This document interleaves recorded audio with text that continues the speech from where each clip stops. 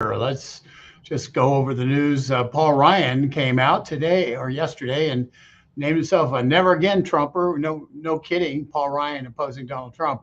Not news to any of us who were involved in the Trump presidency at all, whether close from the outside or from the inside. But let's just take a look at what he had to say. This is on CNBC just yesterday. So, and we will see. Talk a little bit about this. Lester Holt interviewed Liz Cheney at the Aspen Ideas Festival yesterday.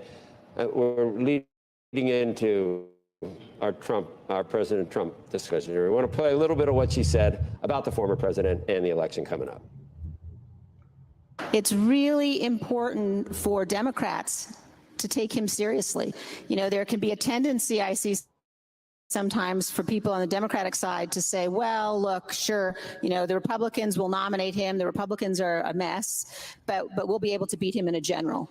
And that is playing with fire, and it's a risk we can't take. So I think it's really important for everyone to look at the threat that he poses apart from party ideology and realize it's something that we have to take very seriously and we've got to stand against. So you're nice and relaxed because you're not the speaker anymore, but we had the actual speaker on yesterday, and he barely intimated that maybe a guy that's got multiple problems in terms of legal problems and, you know, take your pick.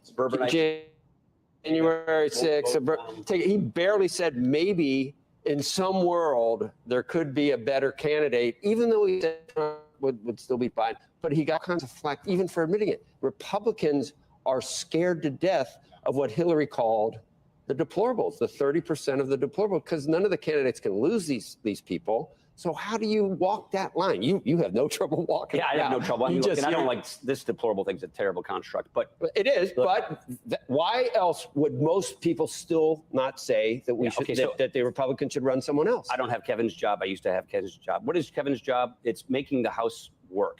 And that means keeping your majority intact. He's down to a 4-vote margin because Chris Stewart just retired. So his job is to make the House work and not make life difficult for his members so that he can get them moving. Now Kevin's got a different job. Now talk about Trump and who the Republicans should run. Yeah, so I don't have that job anymore. So I'm very clear with, look, it's a disaster if we nominate Trump. You know, I think that I've been saying this for a long time. But Liz is right, which is he could win. I think we lose with him. I think we're much more likely to lose. We haven't won anything with him since he first won in 16. We lost the House in 18, the presidency in 20, the Senate in 20, and we could have won the Senate in 2022, but for him. Are you going to endorse it? Is Rupert going to tell you who to endorse? No, I'm going to endorse whoever I want, but right you're now... You're on the board of Fox. That's why I said it. Yeah, I know. It's a joke. I'm for anybody not named Trump right now. Anybody not named Trump? Anybody not named RFK? Trump. Anybody not named Kennedy? A Republican not named Trump. I'm for any Republican. Okay, there you go. Let's just go from there and talk a little bit about what he just said, because I think it's important that we just, first of all, deconstruct a couple of things. Paul Ryan was Speaker of the House with 241 Republicans in the House. 241. Not 221 like Kevin McCarthy has. 241. It was the most House members that the Republicans have had in years and years and years. And so Paul Ryan sitting there, and I've got his face sitting in front of me. I got to get that go away. So he's sitting there with a massive majority, and at least a massive majority compared to what Republicans normally get. And there was a Republican president, Donald Trump. There was a Republican Senate majority leader. So the Republicans, for the first time since 2005, had a Republican majority in both with a president and in both houses. And, you know, they squandered the opportunity. And they squandered the opportunity because of a couple of things. First of all, what was the big issue? The big issue was Obamacare and repealing Obamacare. Remember, they were going to, you know, we had good old friend Mitch McConnell saying, we're going to pull it out root and branch. Well, that didn't happen. Those voters who elected Republicans to get rid of Obamacare discovered that the Republicans in the House and the Senate didn't want to get rid of Obamacare. They voted to repeal it when they didn't have the power to repeal it, but they weren't willing to vote to repeal it when they did have the power to repeal it. The Republicans went so far as to say, okay, well, we've got control of all three branches, so we're going to use budget reconciliation to get this done. And they took a watered down version of a repeal, which was barely a reform, and they tried to sell it. And quite honestly, I'll just tell you an inside story. I was in the White House amongst a group of other conservative leaders being pitched by the White House to support what was a pretty poor representation of actually repealing Obamacare. And we got the whole pitch. We had the HHS over in the Indian Treaty Room. We had the HHS secretary in. Vice President Mike Pence came in, made a big pitch. They walked us over to the Oval Office. We were in the Oval Office, standing behind the desk, and we were sitting there and standing there. And President Trump comes in and makes a pitch, and then he introduces. He brings in Ivanka, and she waves, and then then he sits down in his chair, and we get our picture taken, and we're supposed to leave. And I actually hung back and waited for my friend Phil Kerpen to get done talking to him. And I said, I was the last person in the room from the group, and I said, Mr. President, sorry, we supported you on the trade stuff, big supporters on the trade stuff. Thank you for doing that. Thank you for taking on Trans-Pacific Partnership and getting rid of it. But I can't support you on what you're doing on the bill that you have. And I can't support you because it doesn't do anything. And President Trump was somewhat flustered about that. And quite honestly, they went back to the drawing board and they did a better job. Guys like Louis Gohmert and Mark Meadows and others helped them find a better job of cutting it. But it's Paul Ryan who came up with a deal that was not really eliminating Obamacare at all, but rather just play around the edges. They came up with a better bill. We did support the repeal of the better bill. And then John McCain stabbed everybody in the back and wouldn't support it because he hated Trump. So, Paul Ryan can sit there and talk about 2018 all he wants. The fact of the matter is, when the Republicans in the House and the Senate with a president couldn't do a basic repeal, even a minimal repeal of Obamacare, that's when they lost control. That's when they lost the House of Representatives. That's when they lost their moral right to lead. So what did they do after that? Well, they said, okay, we're going to put all our eggs in the tax cut basket.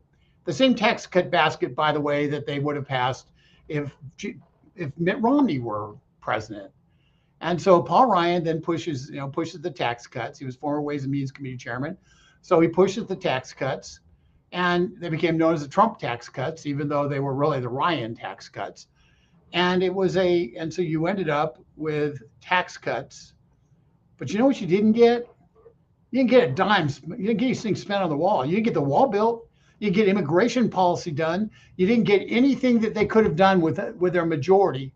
They squandered their majority because ultimately Paul Ryan and Mitch McConnell, who had the institutional knowledge of how Congress works, kept telling Donald Trump, oh, we can't do that. We can't do that now. We can't do that now. So everything President Trump wanted to do, this clown, Paul Ryan, threw his body in front of. That's why they lost in 2018. They want to blame Donald Trump for losing in 2018. In fact, it was so bad that Paul Ryan, let's just see what did Paul Ryan do? Let's see. How did he handle the situation? Well, what he did is he decided he wasn't going to run for re-election. He bailed out in April of 2018. 30 Republicans had already bailed out, and he bailed out in April of 2018. You know what effect that had? It was very simple. You had a lame duck speaker at that point. Couldn't raise any money.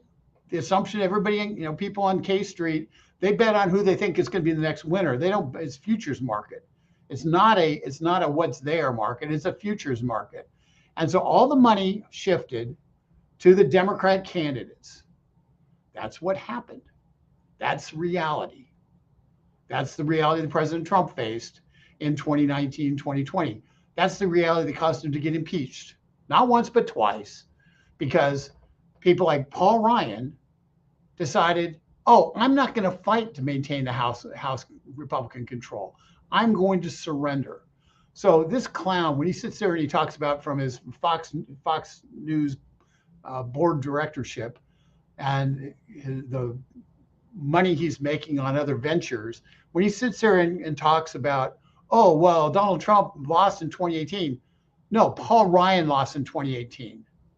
Paul Ryan refused to fight. He surrendered the battlefield. He waved the white flag before a single vote had been cast, even in primaries. That's what Paul Ryan did. So, and, he used the old, well, I want to spend more time with my family excuse, and maybe he did, but you know how you do that? You run as speaker, you stay as speaker, you don't announce it, you run for re-election, and if you don't want to be in Congress anymore, from your relatively safe state in the 1st District of Wisconsin, after the election, after you win or lose, you announce that you're retiring from Congress and you allow there to be a special election to take your place. That's how you do it. That's how everybody does it. But it's not how Paul Ryan did it. His final sabotage of the Trump administration was his quitting early and saying to all those K Street people who didn't really like Trump, well, the guy who was carrying your water isn't going to be on the playing field, isn't going to be carrying a flag. And so that those dollars went away. And the fact is the Democrats swamped the Republicans with money. And when you combine that with the bad media and the off-year election, they took a 241 vote majority and they lost it. And it wasn't because of Donald Trump. It was because of Paul Ryan.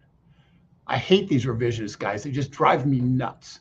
So that's what I wanted you guys to understand. I'm going to also deal with one other aspect of Paul Ryan, and that is Paul Ryan is perhaps one of he was historically the guy who wanted to actually balance the budget.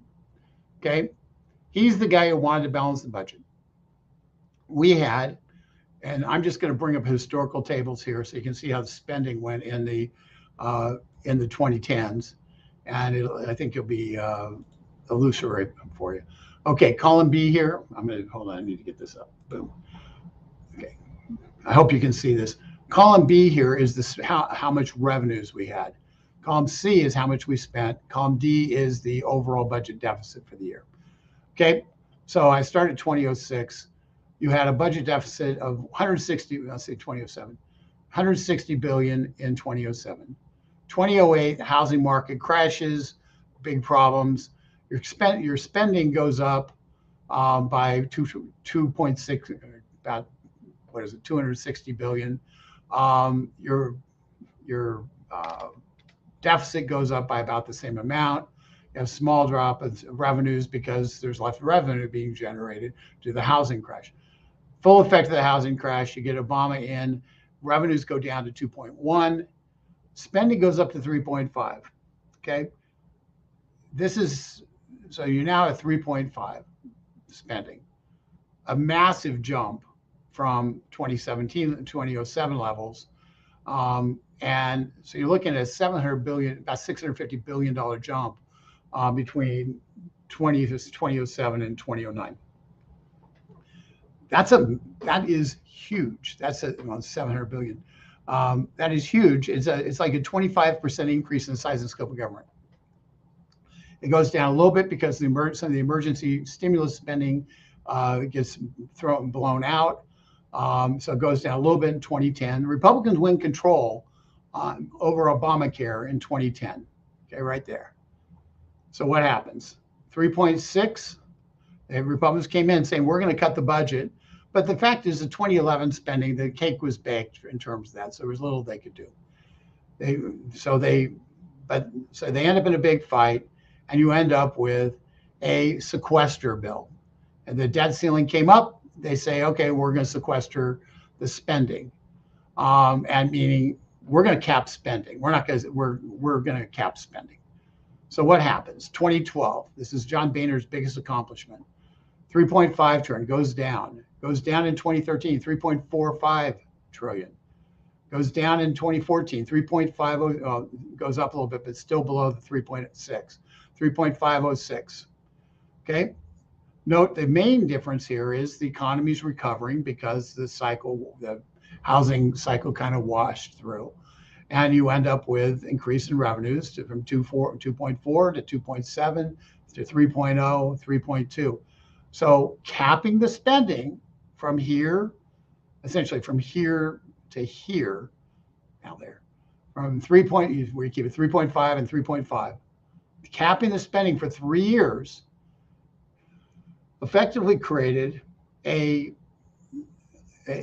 opportunity to take your budget deficit down from 1.3 to 440 billion, over an $850 billion drop in the budget deficit. That's because we stopped spending so damn much. And we let the economy recover, which is shown in your actual income statements, the revenue statements on the left, on the B category. So what happens when Paul Ryan gets in, the big budget cutter? Paul Ryan gets in, and he gets in the middle of 2015. What do?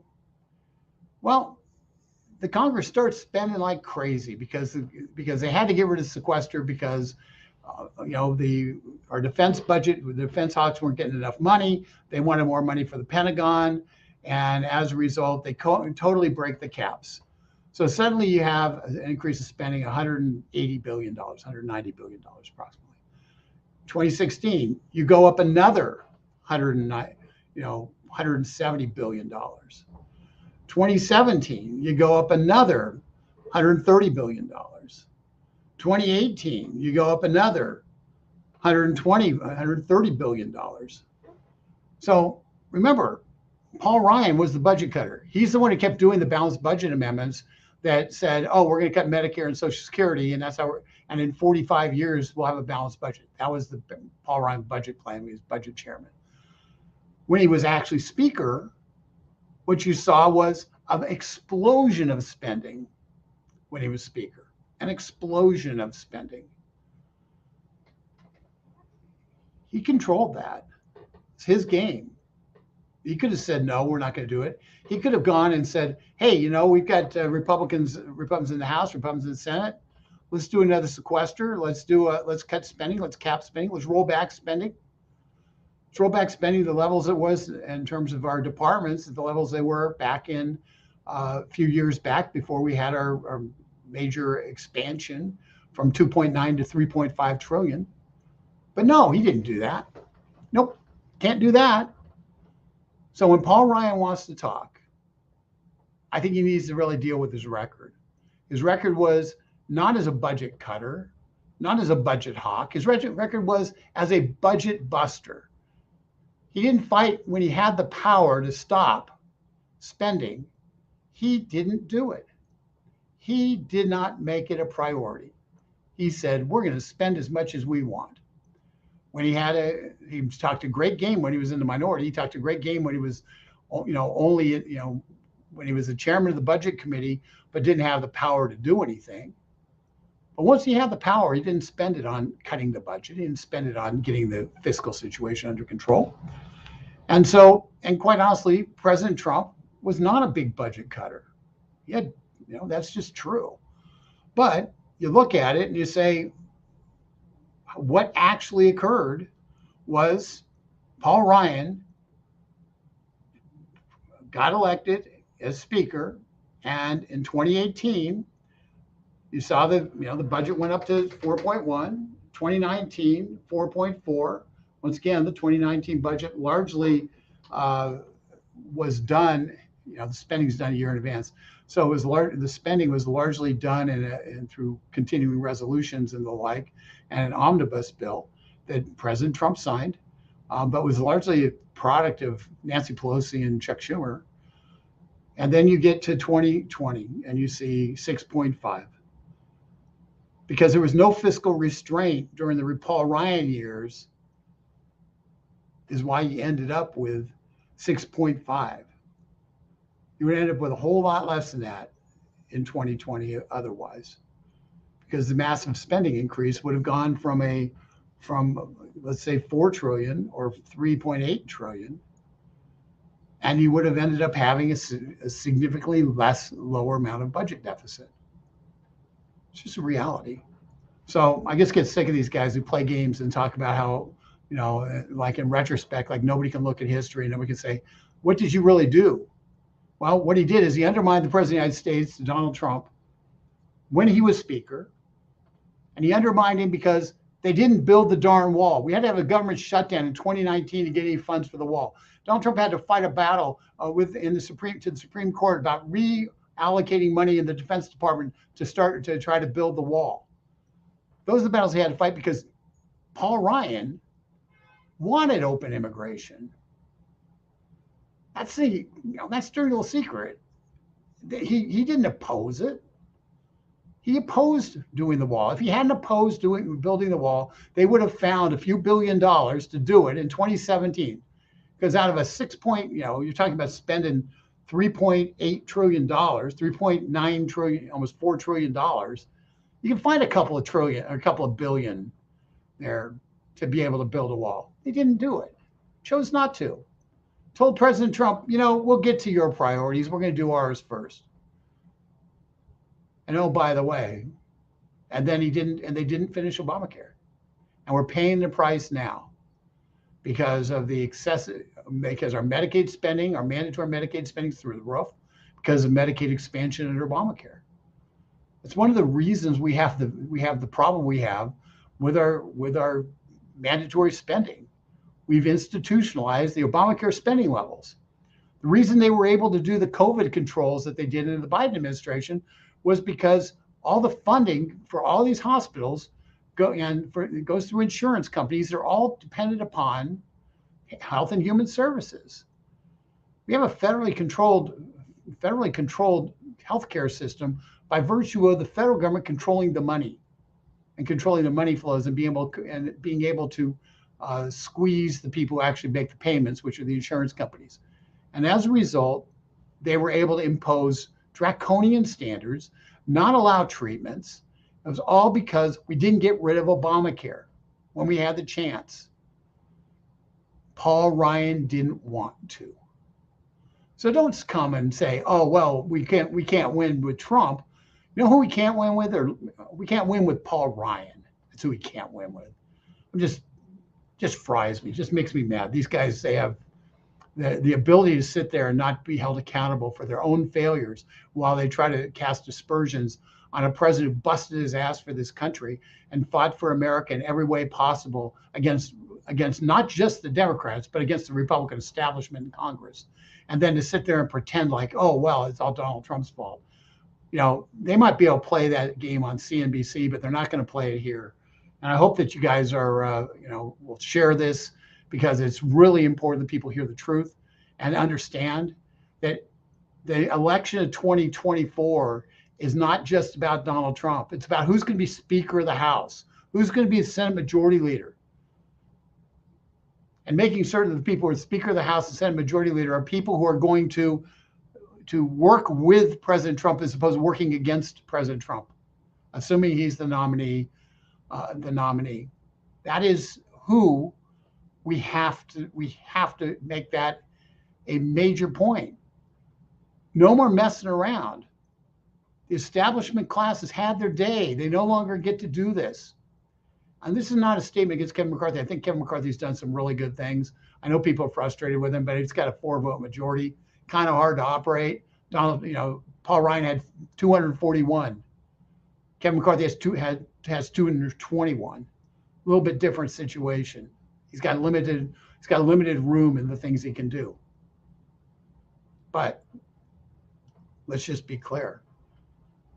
This isn't just about saving the country, isn't just about the presidential election.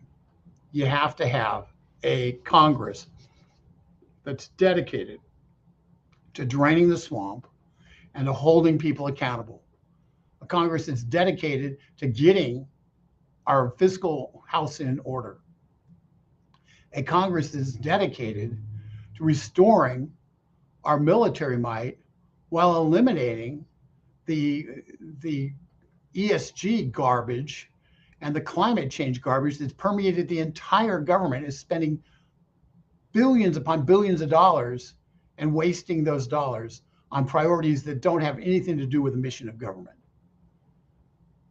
We have to have people who are dedicated to do that. We have to have people dedicated to rolling back the IRS, growth of the IRS, and saving money there. We have to have people dedicated to rolling back all of the Green New Deal stuff that was passed by the Democrats without a Republican vote.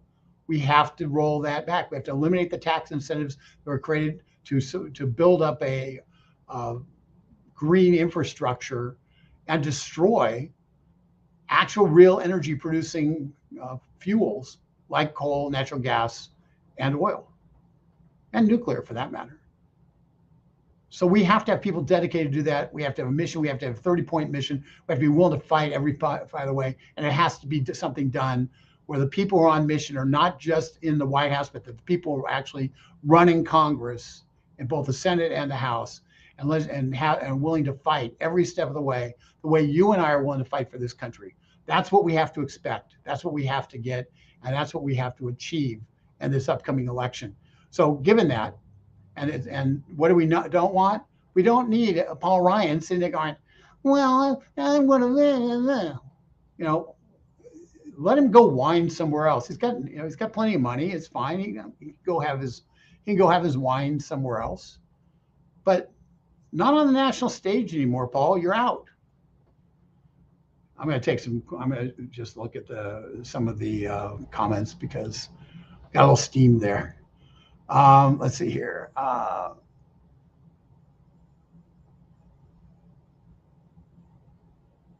I've seen the situation for stuff in the background, but dates keep moving up. They need to back it. Oh, shut up. This is getting ridiculous. I don't know what you're talking about. Let's see here. No, sir, because the Democrats and Rhinos are scared of Trump because he has all the dirt on them. I believe was the whole reason for the raid of Mar-a-Lago was to retrieve the evidence President Trump has on them, but Trump is smarter than all. Well, I think you're right, Randy, in that the raid on Mar-a-Lago was about retrieving documents that proved how the deep state was going after Trump and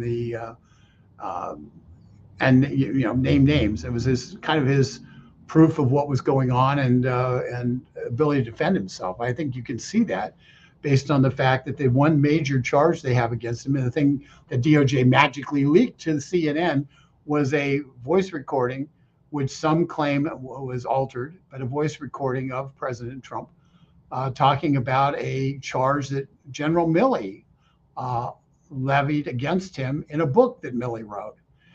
And oh, by the way, just so you know, Milley's book had to be approved by the National Security Council.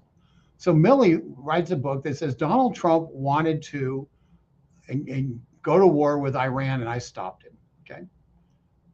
So what are they charging? What's the one major charge that they have that's actually dangerous that they have against Donald Trump?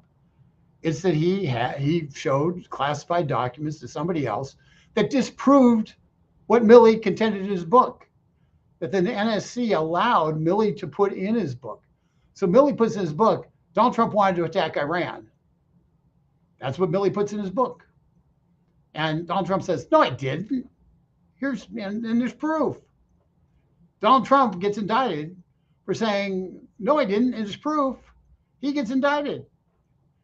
Milley, oh, well, he's still chairman of the Joint Chiefs of Staff, and he's going to be leaving soon with high honors, and he'll go get a big job with some defense contractor somewhere.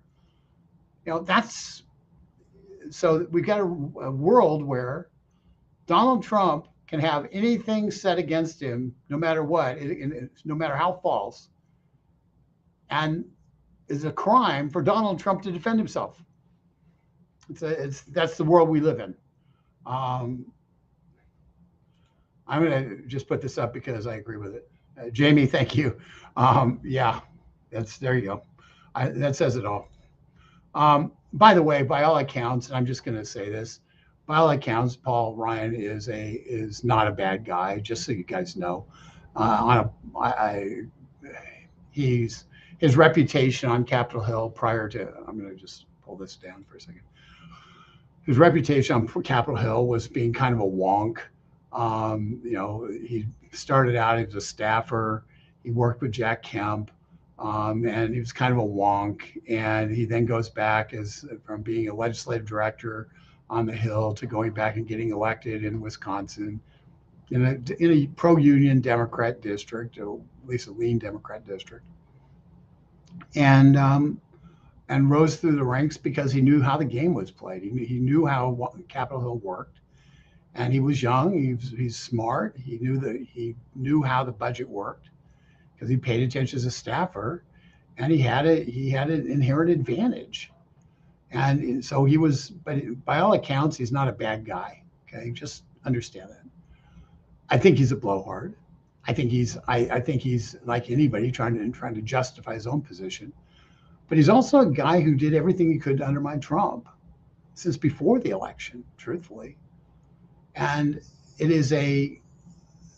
so you look at a guy because Trump, when you talked about draining the swamp, Paul Ryan was the swamp.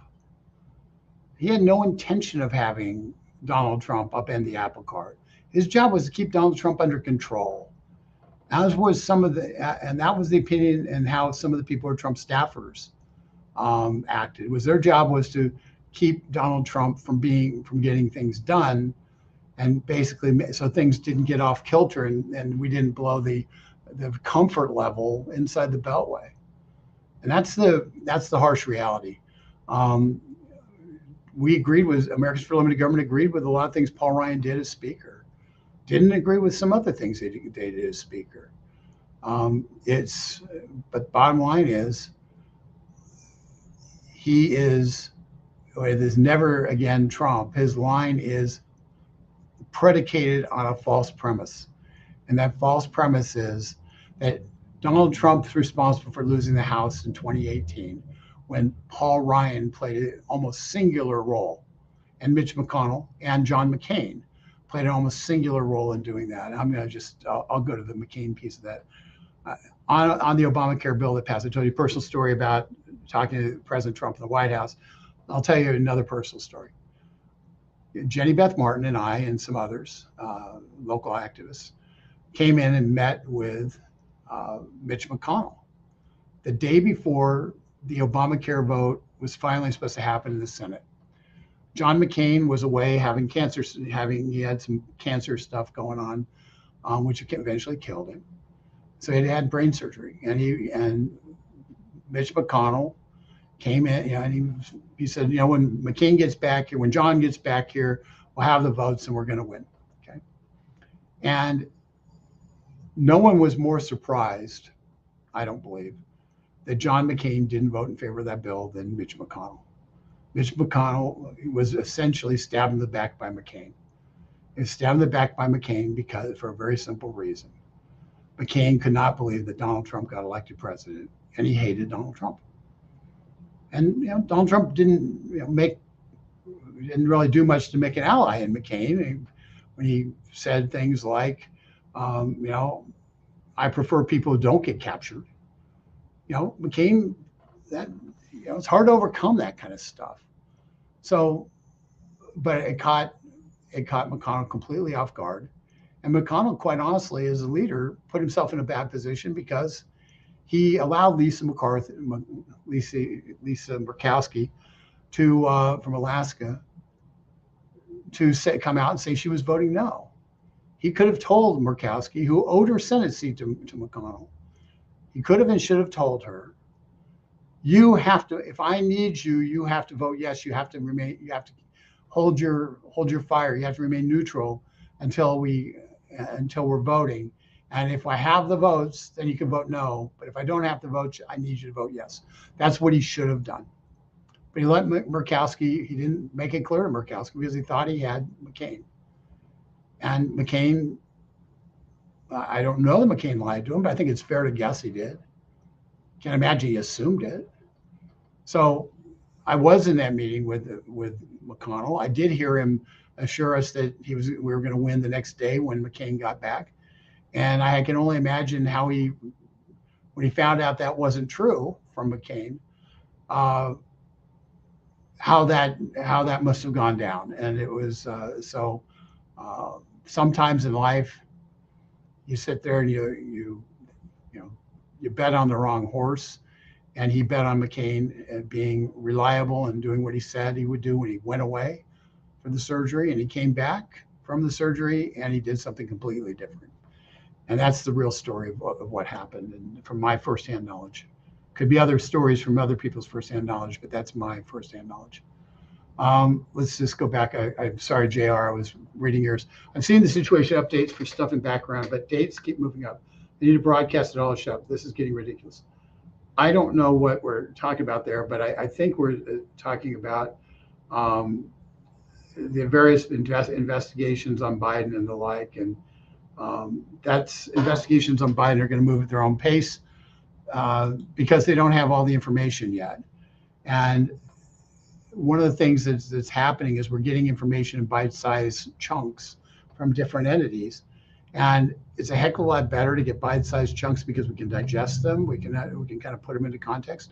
When they dump 3 hours worth of information into one little one day, we sit there and we aren't able to digest the implications as well.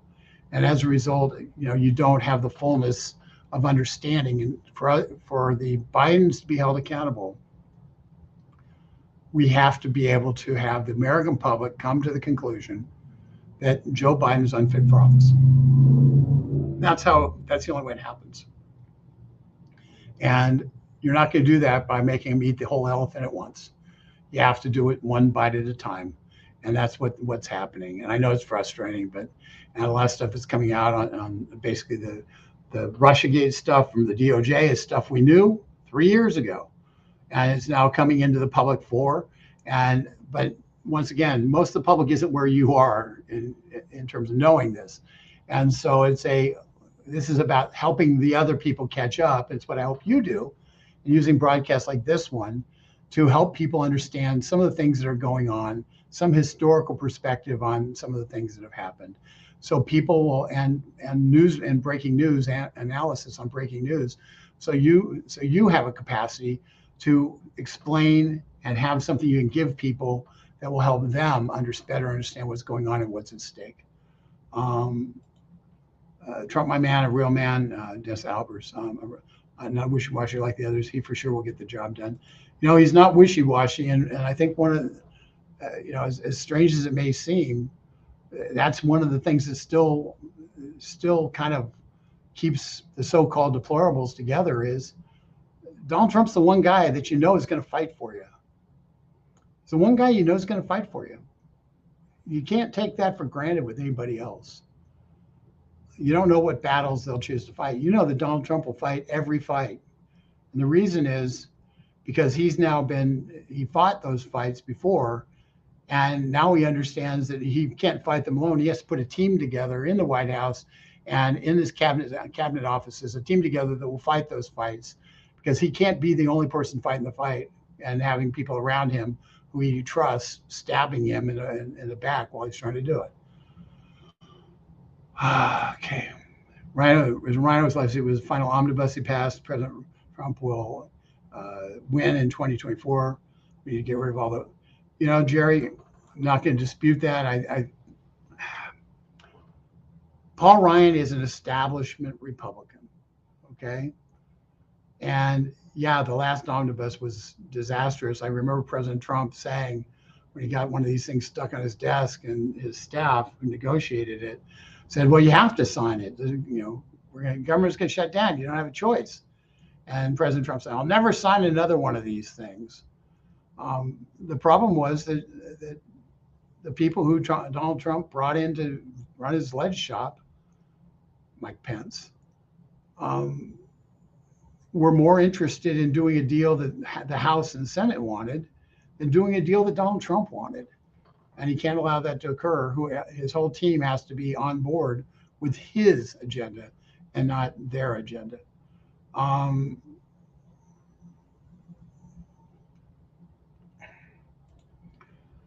James Jurgens again, look, I'm not exactly a socialist, but how about defunding both environmental activism and aid to Ukraine? Then use the savings to house the homeless. We would then not be spending money, but reallocating it. Well, James, I'm going to I'm going to tell you that the best way to house the homeless is to provide, first of all, drug treatment and interdiction, because we don't have a housing shortage. We have a homeless surplus. So that's one thing, is to deal with the drug interdiction, stop the flow of drugs across the border, and provide help to people who need the help. We also have to, and we have massive investments in public housing, and those public housing units, they need to be cleaned up, and they have to be, and they should be turned over to the people who are living in them. They should be trained on how to actually do homeowners associations and things like that, condo associations, since most of them are apartments or condos, and allow people then to actually have skin in the game, because they have to pay, at least to the condo association, to keep for the upkeep of their buildings. And when people are having to pay for the upkeep of their homes, they tend to care a little bit more about the upkeep of their homes. And some of them are going to fail, and some people are going to sell their stuff to developers to tear down the place and build something new. And those things are all going to happen. But the fact is, what we're doing now is failing. We're failing. The public housing system is a shambles. It is a shame. It is a disgrace. And we need to have wholesale change. And let's just stop playing the game and pretending like the government's a great landlord. The government's a crummy landlord. Now, what we know is some people who end up with something and kind of for nothing are going to fail. They're going to blow it up. They're going to mess it up. But that's their shot. No more public housing. No more public housing. Do we, I'm more concerned with trying to interdict for veterans and others who are on the streets, and trying to give veterans and others who are, veterans in particular who are on the streets, a lifeline by really engaging in the interdiction on drugs with them. And if we're going to house somebody, let's house our veterans who are on the streets, who actually paid a price for the country, rather than worrying about housing homeless people or not homeless people, people who are illegal aliens, who, by the way, we discovered during the Trump administration, were occupying a lot of the public housing ahead of people who were legally here. So we have a lot of challenges. I think the best way to deal with this is to trash the whole system and say, we're not doing this anymore. Let's fix up the places, 1 year investment, fix up the places, put management systems in place that are paid for by the residents, and then just turn all those buildings over to the people who are living there. And if they choose to sell for $20,000 for a unit that'd be worth $150,000, it's their business. But what we're doing now is a fail. It's just a flat out fail. And while that isn't perfect, I can guarantee you it's going to do a whole lot better than what we're doing now. Let's see here. Lorraine Hadley, a kid over Trump. He's not going to hide by far. He's the loser. Okay.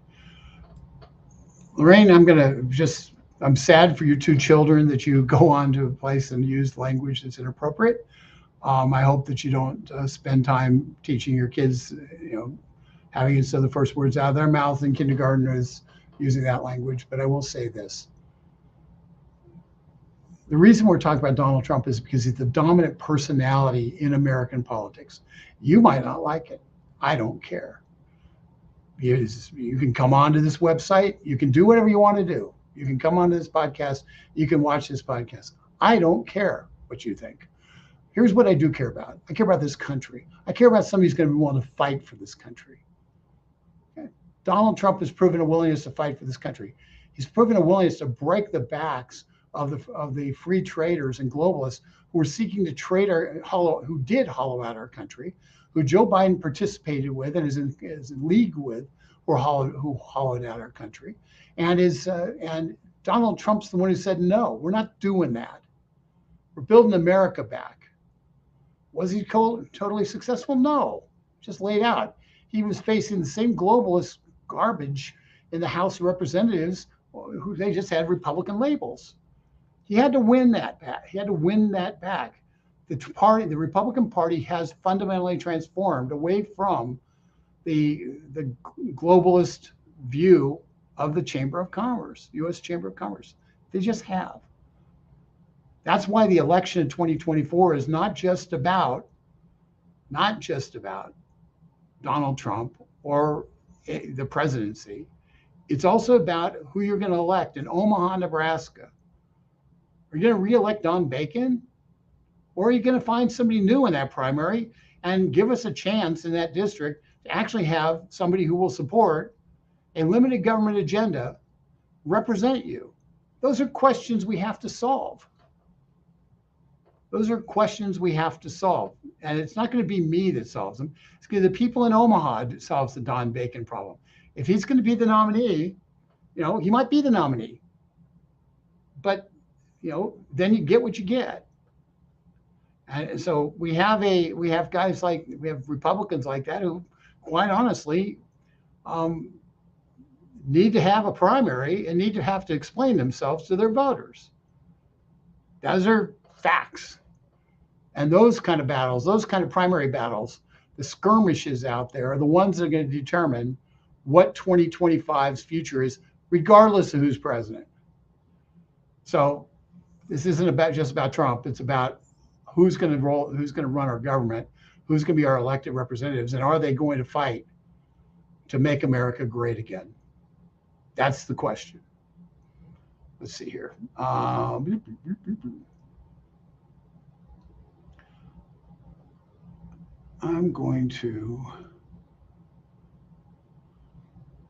This one's all caps. I have no idea what it says, but I'm going to click on it and take my chances because I don't have to be reading these. I have to kind of glance through them. So I'm going to do one more, and this is going to be it. So let's see what we got.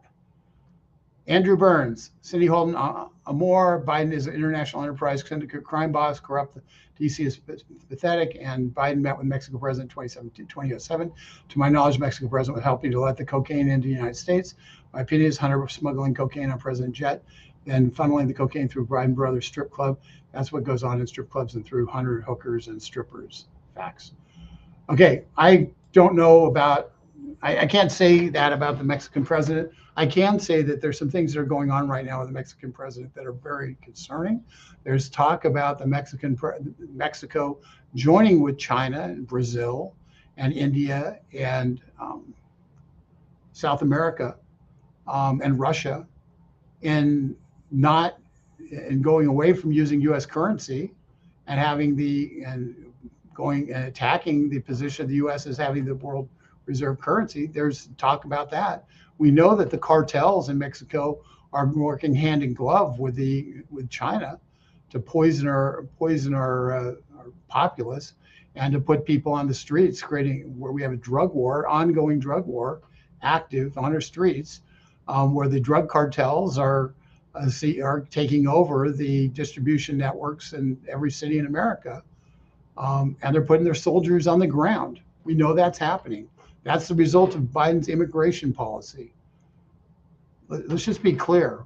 Donald Trump went to the Mexican president, got the Mexican president to agree with a remain in Mexico policy, where the illegal immigrants were kept in Mexico as opposed to being here.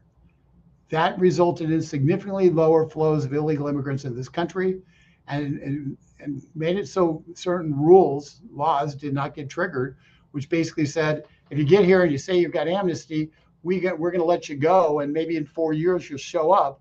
Anybody who shows up, 96% of the cases end up saying you don't have amnesty. So who's stupid enough to those are the people who are stupid enough to show up in court. So Donald Trump said, no, let's remain in Mexico. We can't let them get across our border. Donald Trump's the one who said we're going to build a wall and kept fighting for the wall. The government shutdown in 2019 happened because Donald Trump said finally got sick of being shined on and said we're going to build the wall, and got fought every step of the way, and did everything he could do in his power to be able to build as much wall as he could.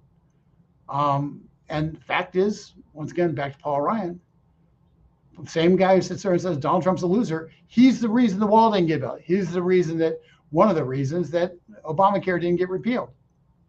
Very simple.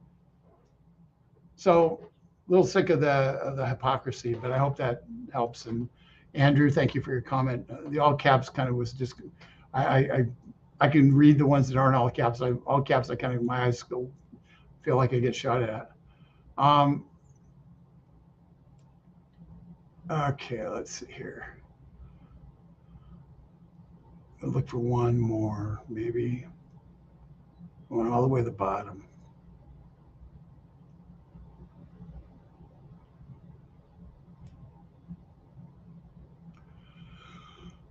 You guys have all sorts of great comments in here. I wish I could read them all. Anyway, I'm gonna just go to this one. I have not read it, but it's the last comment on here, so I'm gonna read it. I'm gonna just read it out loud. Michael Tomalonis. Trump needs to worry about his charges in New York, hush money, Florida, federal charges for stealing top secret documents, soon to be Georgia election interference, New Jersey, reading and sharing top secret documents. You know, Michael, he does. He's got to worry about those. But I think what people should actually know is the charges in New York are, you know, well, that one's, I think that one got thrown out, maybe. The hush money one, I think, got thrown out. Florida is garbage. They charges for stealing top secret documents. He declassified all of them. Sorry, he's president. He gets to do that. The one document they're contending that he didn't declassify.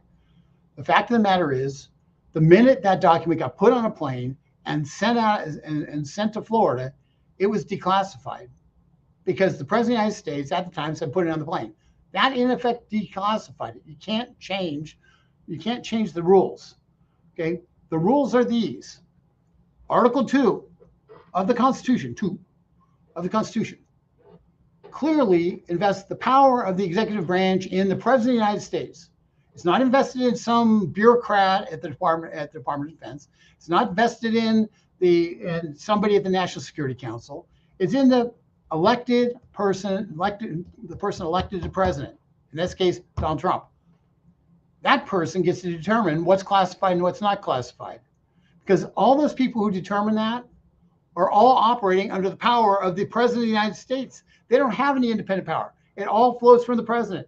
So if the president can't declassify documents, then he is not president. And I know that people wanted to pretend that Donald Trump wasn't president for 4 years. I got news for you. He was. He was a legitimately elected president of the United States in spite of all the attempts to delegitimize him. He was the legitimately elected president of the United States. You might not like it, but you have to deal with it. And as president, he had the power to declassify every single document he did. And these charges on the declassification just drive me nuts because they're such garbage. I could use bad language, but I'll choose not to. And with that, I'm going to stop ranting. We'll be back tomorrow. I'm going to do something tomorrow, and I'm going to try to do a live stream on Monday and Tuesday as well. We will continue putting out our regular broadcast, our regular stuff. But our office is actually going to be closed those 2 days for Independence Day. I really believe that it's important that people who are working here are busting our butts, that they be able to celebrate our America's birth and kind of get refreshed and feel and just understand that for all the fights, America's worth fighting for. And sometimes you just have to relax a little bit and do that. But I'm going to try to do a live stream on Monday and Tuesday. Might be remote, and I don't know how fuzzy it's going to be or any of that kind of junk. So if I can technologically pull it off, I'm going to do it. I just wish you guys a great 4th of July. We will do another one tomorrow.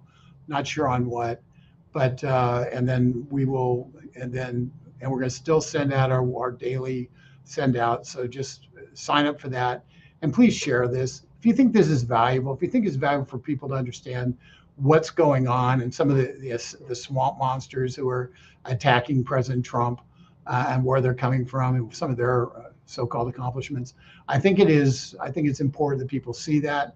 I hope you'll share it. These things are making a massive difference. We're seeing the numbers of people, we're seeing them just explode off the charts. It's amazing the growth and viewership. And it's because you guys who are on right now are sharing it. It's because you guys are triggering the algorithm and sharing. So please share. And if you feel so inclined, we really appreciate any stars you throw our way. We are a small operation, and we operate hand to mouth. So anything you can do in terms of hitting us with some stars, if you appreciate what we're doing, that's really appreciated as well. And with that, I'm going to sign off. Thank you very much for tuning in, and we will be back tomorrow with another edition.